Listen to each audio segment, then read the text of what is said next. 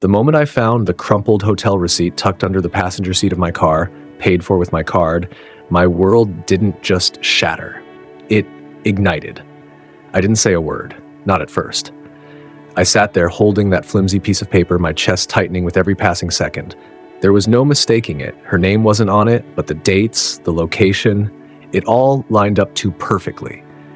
You see, trust isn't something I gave lightly. I had built my entire life around her, believing in every laugh we shared, every promise we made. But trust is fragile, a thread that snaps under the weight of betrayal.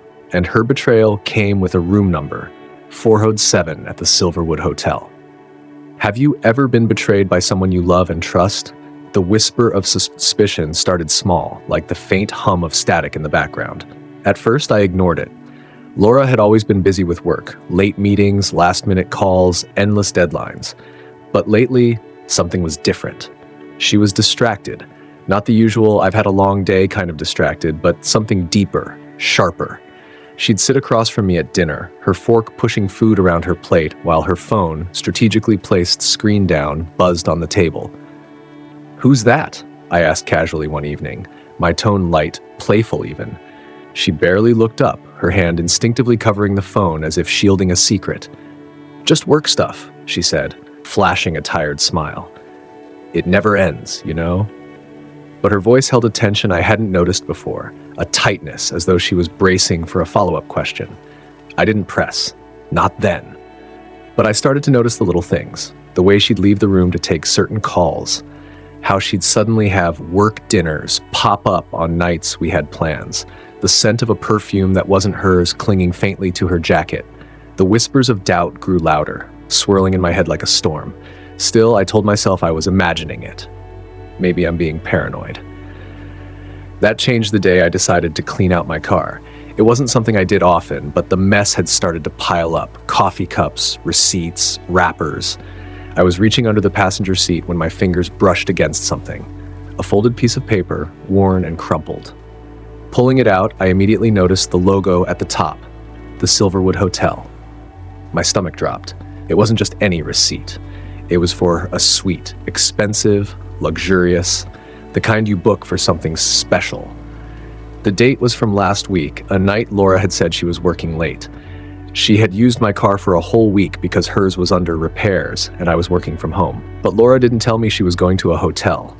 Why didn't she tell me? I thought to myself. Yes, I had my doubts, and I'd been seeing the signs, but I had to give her the benefit of the doubt. She's my wife, and we've been together for 5 years now. We have no kids because Laura is a career-driven person. She said she wasn't ready yet, and I was willing to wait. I stared at it, the words blurring together as my heart pounded in my chest. I tried to think of an explanation, some innocent reason why this receipt would be there. But no matter how I turned it over in my mind, the pieces didn't fit. Later that night, I brought it up casually. "Hey, have you been to the Silverwood Hotel recently?" I asked as she walked past me in the kitchen. Her step faltered for just a moment, but she recovered quickly, laughing. "Me? No? Why would I go there?" And in that moment, I knew something was really up. She just lied. Why would she lie? Her laugh was too forced, her answer too quick. And in that instant, I knew. The whisper of suspicion had become a deafening roar, and there was no turning back. I couldn't shake the thought of that receipt. It haunted me. I'd tossed it aside that night, told myself it meant nothing. But the more I replayed the details, the more I felt something cold gnawing at the back of my mind. So I did what anyone would do when doubt settles like a thick fog. I followed her. It started with a vague offhand comment Laura made that morning about meeting a client. It wasn't anything unusual. Her work kept her busy, after all. But this time, something about the way she said it, the way her voice faltered slightly when I asked if I could join her, set off a fresh wave of suspicion. I told myself I wasn't going to do this, that I had no reason to. But in the silence of that decision, something inside me snapped. My gut screamed at me to find the truth. I couldn't ignore it anymore.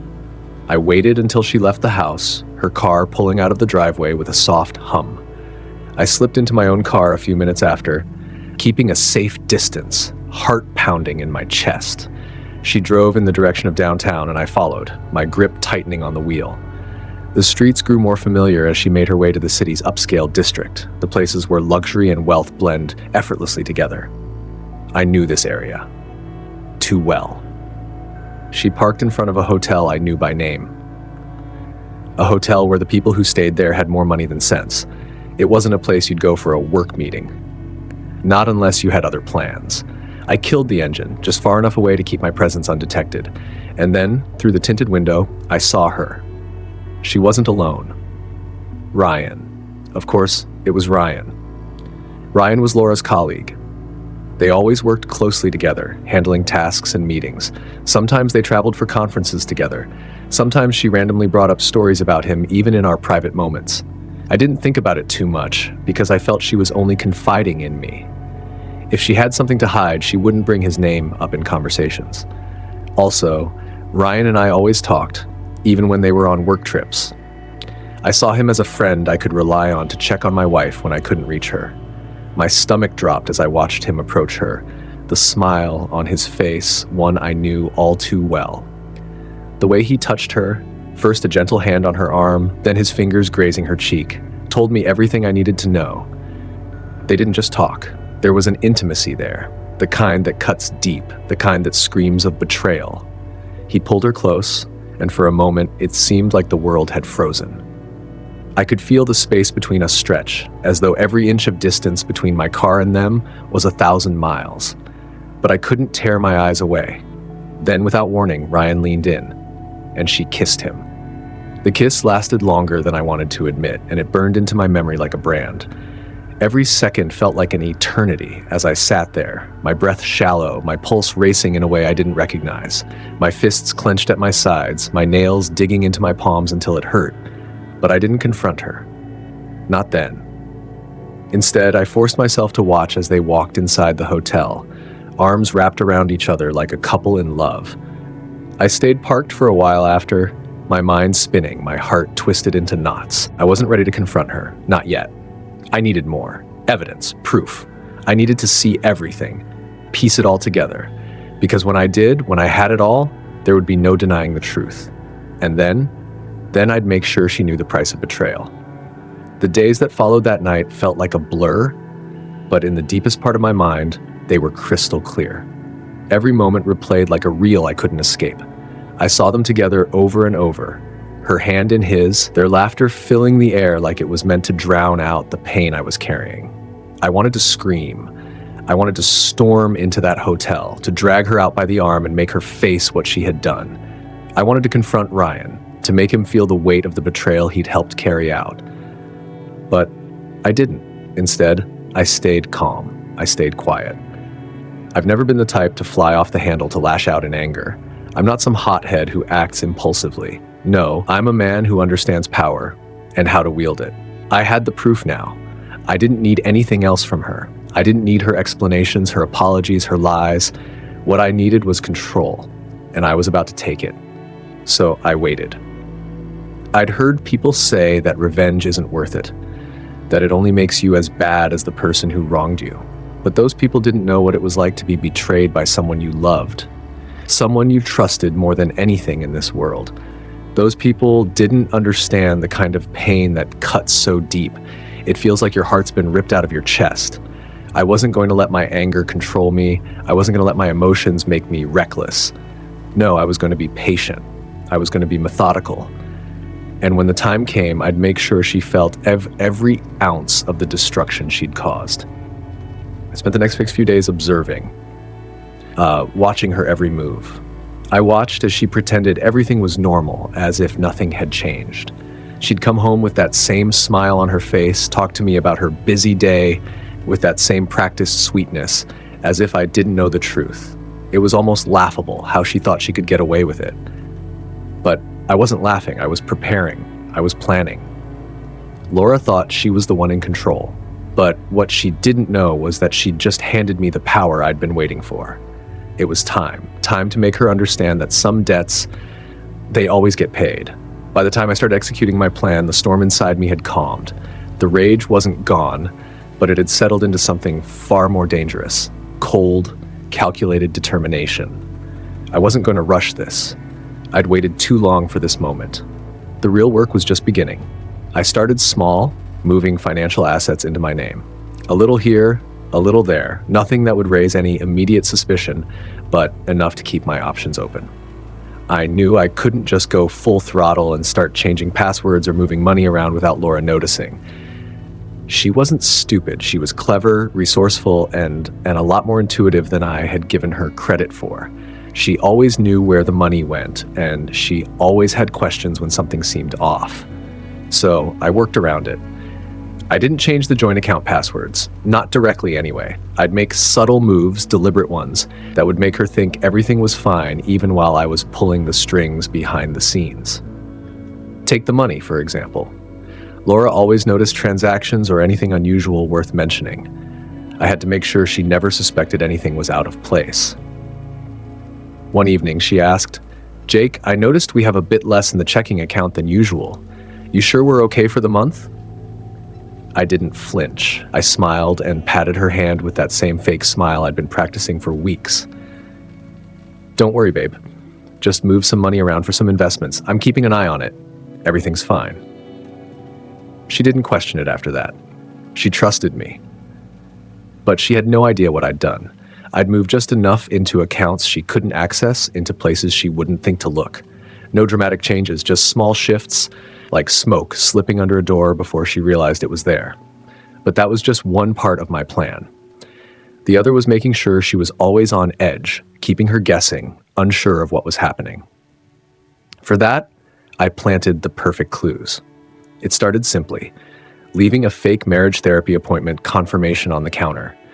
I waited until she was in the other room, then casually placed the paper in front of the coffee machine where she'd see it first thing in the morning.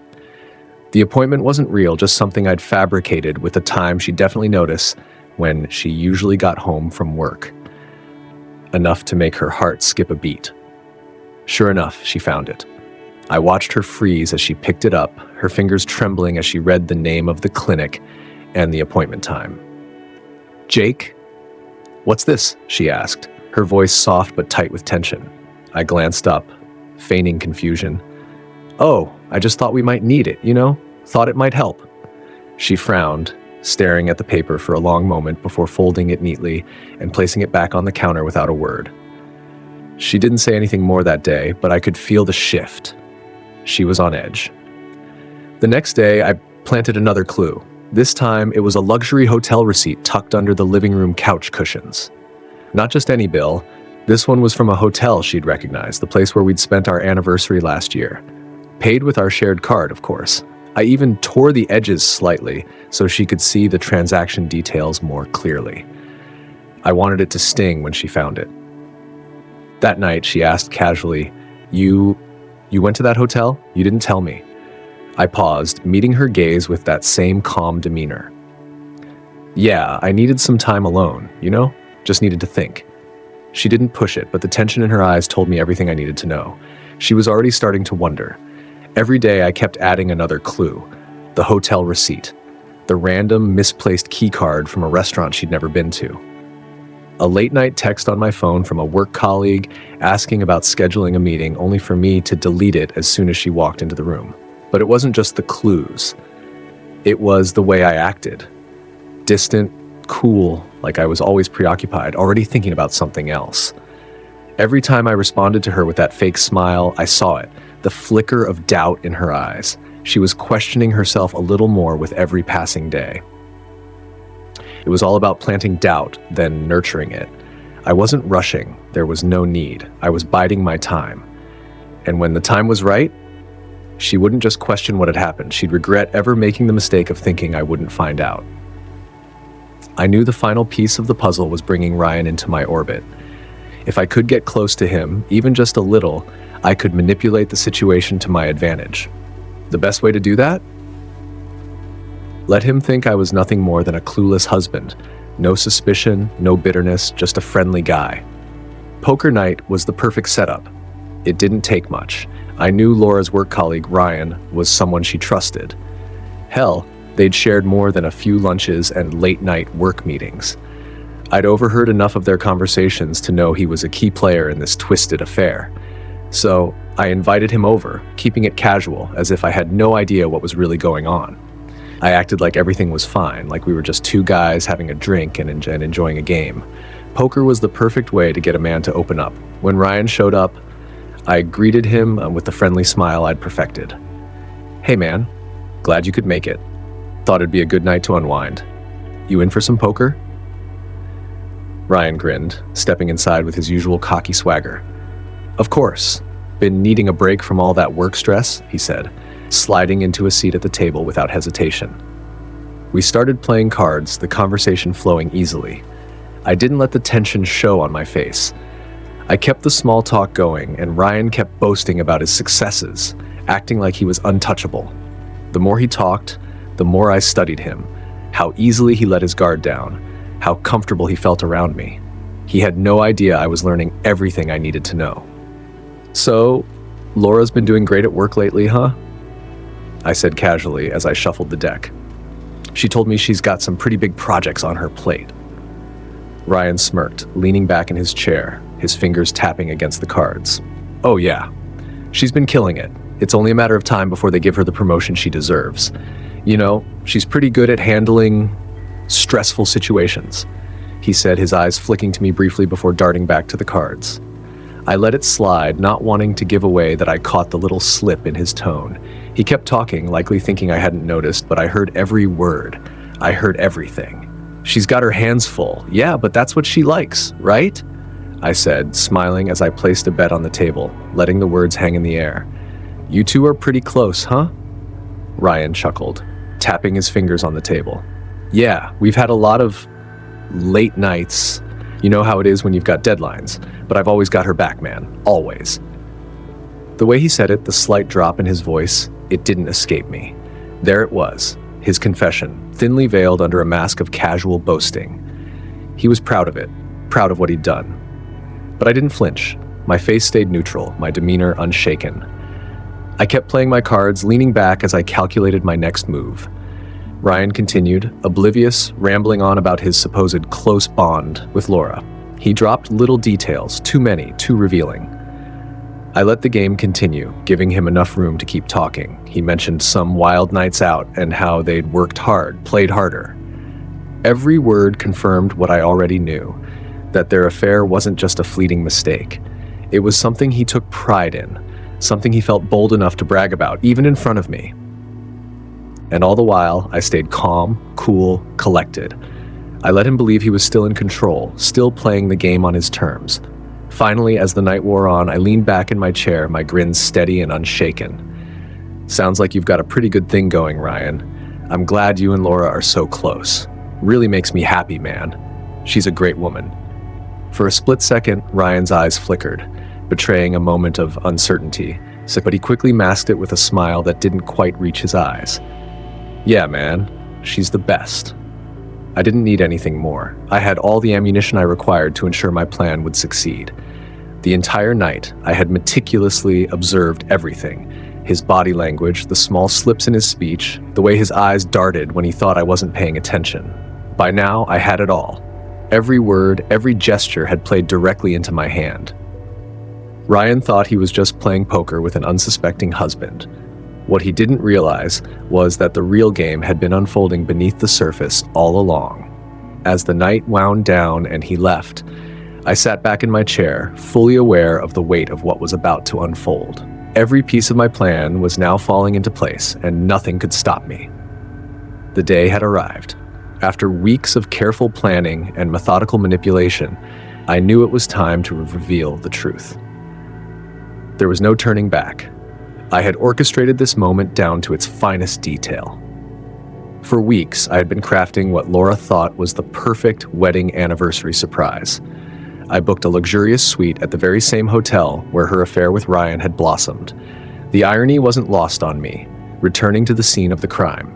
She believed it was going to be an intimate celebration for just the two of us, but I had designed a spectacle no one would ever forget. On the morning of our anniversary, I played my role flawlessly, the devoted husband. Flowers, sweet messages, and constant reassurances that tonight would be magical.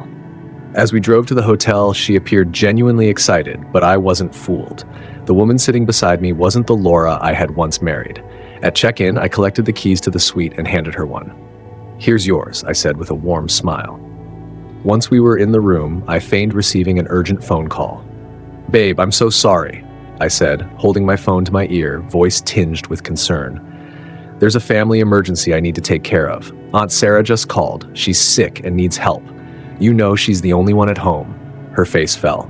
"Oh no, not tonight. You promised it would be special," she said, her tone a mix of disappointment and frustration. "Of course, honey, it will be," I replied with practiced ease. "I've arranged everything to make sure you have an amazing evening. There's a spa session booked for you. Just relax and enjoy yourself. I'll be back first thing in the morning." She looked upset, or maybe just irritated, but she didn't argue much. That was the confirmation I needed. I kissed her goodbye and left. The moment I left the room, I began executing the next stage of my plan. Both Laura's family and mine were already en route to the hotel, completely unaware of the true reason for the gathering. "It's a surprise for Laura," I'd told them with a convincing smile. "She has no idea." In the hotel parking lot, I positioned myself where I could monitor the main entrance. My patience was rewarded less than an hour later when Ryan arrived, striding in with a smug grin, exuding the confidence of someone who believed he was untouchable. My blood simmered with rage, but I maintained my composure. I allowed them 15 minutes. 15 minutes to get comfortable, to settle into the illusion that they were safe and unseen. Meanwhile, the families had arrived. Gathering everyone together, I addressed them calmly but firmly. "Follow me," I said, holding up the spare keycard the receptionist had handed me earlier. "This is going to be the surprise of a lifetime." We moved down the hotel hallway in tense silence, the air so heavy with anticipation that it was almost suffocating. When we reached the suite door, I paused, gripping the keycard tightly. Turning to the group, I whispered, "Stay behind me." Sliding the card through the slot, the lock clicked open with a green light. Without hesitation, I pushed the door wide open. Surprise! The lights blazed on, revealing Laura and Ryan tangled together in the bed, their faces struck with sheer horror. Ryan fumbled desperately to cover himself, while Laura let out a piercing scream, clutching the sheets tightly against her chest. The room exploded into chaos. Gasps, shouts, and the clatter of someone dropping their purse echoed through the air. Her mother looked as if she might faint, while my brother muttered, "What the?" "Jake," Laura cried, her voice trembling with panic. "What are you doing here? This isn't what it looks like." I let out a cold, bitter laugh. "Really, Laura, because it looks exactly like what I expected," Ryan stammered, his face drained of color. "Look, man, I didn't know." I silenced him with a glare sharp enough to cut glass. "Save it, Ryan. I have nothing to say to you." Turning to the stunned families, I kept my tone calm, but laced with an edge that cut deep. "This is the woman I've been married to for 6 years. And this," I said, motioning toward Ryan, "is the man she's been sneaking around with. I thought you all deserved to see the truth for yourselves." Laura's tears streamed down her face, and she scrambled for excuses. "Jake, please?" she begged, her voice cracking. "We can fix this. I made a mistake, but I love you. Don't do this in front of everyone." I met her tearful gaze, my voice steady and cold. "You didn't just betray me," I said. "You betrayed every single person in this room who believed in you. There's no fixing this." I pointed to the packed suitcase I had left by the door. "Get dressed, Laura. You're leaving tonight." Her face crumpled in despair, but I didn't flinch. "You made your choices," I said firmly. "Now live with them." Without waiting for more tears or arguments, I turned and walked out. The cool night air hit me as I stepped outside, a strange mix of sadness and liberation settling over me. This wasn't the anniversary I'd envisioned, but it was the closure I needed. As I walked away, the muffled sounds of shock and pleading continued behind me. Laura's desperate voice carried above the chaos, begging for someone, anyone, to listen. But I didn't look back. For the first time in years, I felt truly free.